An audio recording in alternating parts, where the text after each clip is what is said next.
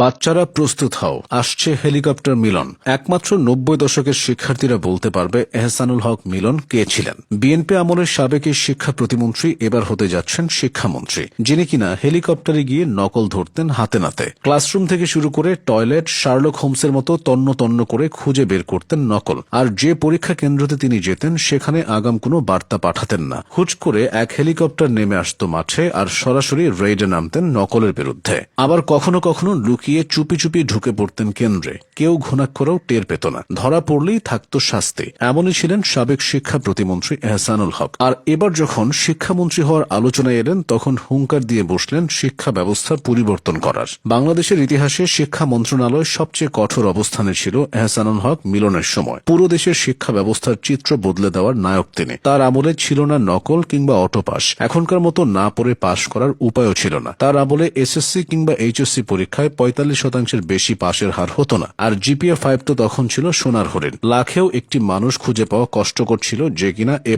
কিংবা golden A+ পেয়েছে। নকল মুক্ত এবং অরিজিনাল মানসম্মত শিক্ষা কাকে বলে এহসানুল হক মিলন তা দেখিয়েছিলেন হারে হারে। ৯০ দশকে ভাইরাসের মতো ছড়িয়ে পড়া নকল নামক শিক্ষা ব্যবস্থার ক্যান্সারকে নিয়ন্ত্রণ করেছেন নিমিষেই। তার আমলে শিক্ষা ব্যবস্থায় এসেছিল বৈপ্লবিক পরিবর্তন। এবার তিনি হবেন আরো কঠোর, এমনই বার্তা এসেছে তার থেকে। পাশাপাশি এই দুর্বল শিক্ষা ব্যবস্থা ভেঙে দিয়ে আগামী দিনের শিক্ষা ব্যবস্থাকে সময়োপযোগী ও ভবিষ্যৎমুখী করতে চান তিনি। প্রযুক্তি নির্ভর পাঠদান, স্মার্ট ক্লাসরুম, অনলাইন লার্নিং ও স্কিল বেসড ট্রেনিং হবে শিক্ষার মূল ভিত্তি। লক্ষ্য থাকবে একটা, দেশের বিশাল জনসংখ্যাকে দক্ষ মানব সম্পদে পরিণত করা, জ্ঞান বুদ্ধিতে পরিপূর্ণ করা, যাতে তারা দেশ ও বৈশ্বিক কর্মক্ষেত্রে সমানভাবে অবদান রাখতে পারে। তিনি নিজে বলেছেন, ইন্টারন্যাশনাল এডুকেশন সিস্টেম এখন যে পদ্ধতিতে চলছে, বাংলাদেশেও এখন সেই পদ্ধতি চালু হবে। প্রাইমারি স্কুল থেকে ইউনিভার্সিটি সব আন্তর্জাতিক মান সম্পন্ন করার কথা বলেছেন তিনি। পাশাপাশি সবার জন্য শুরু হবে ন্যানো টেকনোলজি ও রোবোটিক্স শিক্ষা। শুধু শিক্ষা ব্যবস্থায় নয়, তার অবদান ছিল চাঁদপুর জেলার উন্নয়নেও। ইলিশের বাড়ি চাঁদপুরের ইলিশ রক্ষাতেও তার ভূমিকা ছিল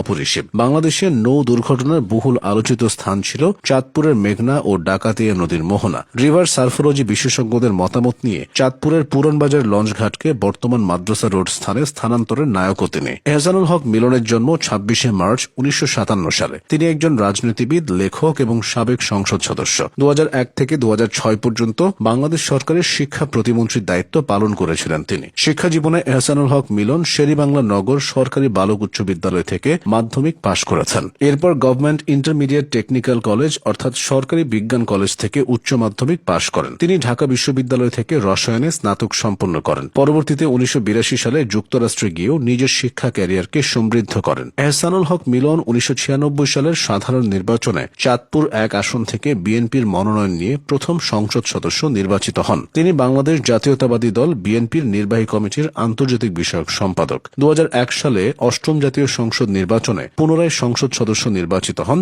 আওয়ামী লীগ দলীয় প্রার্থী ও প্রাক্তন মন্ত্রী মহিউদ্দিন খান আলমগীরকে পরাজিত করে। এরপর শিক্ষা মন্ত্রণালয়ের প্রতিমন্ত্রীর দায়িত্ব দেওয়া হয় তার কাঁধে। খালেদা জিয়া যে শিক্ষা ব্যবস্থার স্বপ্ন দেখতেন তা তিনি পালন করে যাচ্ছিলেন অক্ষরে অক্ষরে। আর এবার সেই সুযোগ ফিরে আসায় আবার নতুন করে গড়ে তুলবেন দেশের শিক্ষা ব্যবস্থাকে।